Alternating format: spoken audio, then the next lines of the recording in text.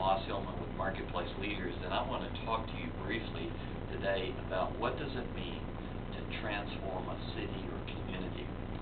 You know, several years ago, I felt called to impact my own city, and I thought the best way to do that was gain other Marketplace leaders and Marketplace ministries together to begin to strategize for that.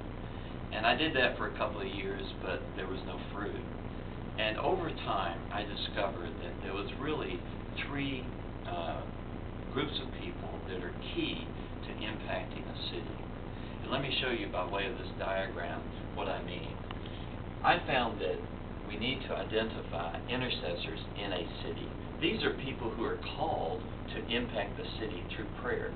They're called with a burden to pray for their city or community.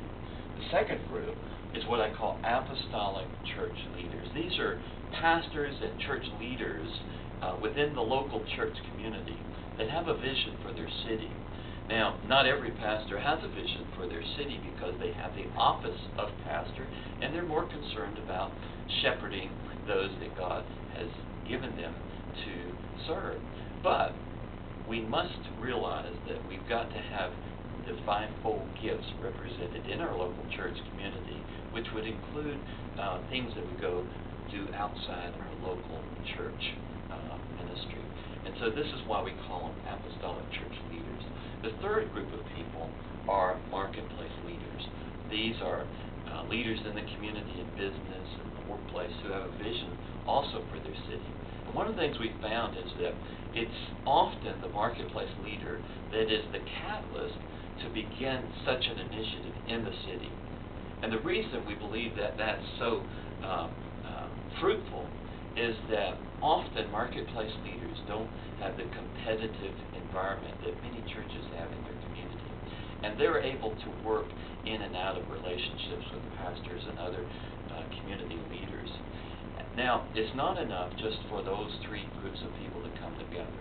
There's a very important fourth element, and that element is to bless the city. That means we must do things collectively to bless the city practically. In Deuteronomy 28, it says that God wanted the people of Israel to be the head, not the tail.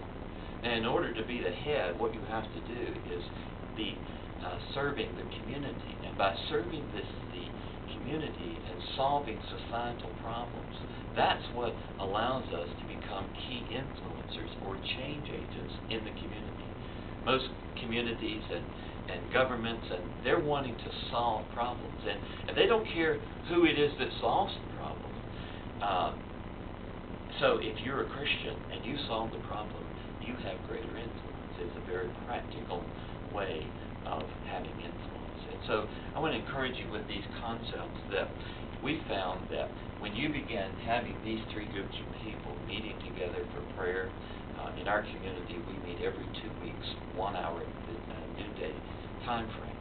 And we pray for the community, and we meet, and then periodically we have times where we do projects to bless the city.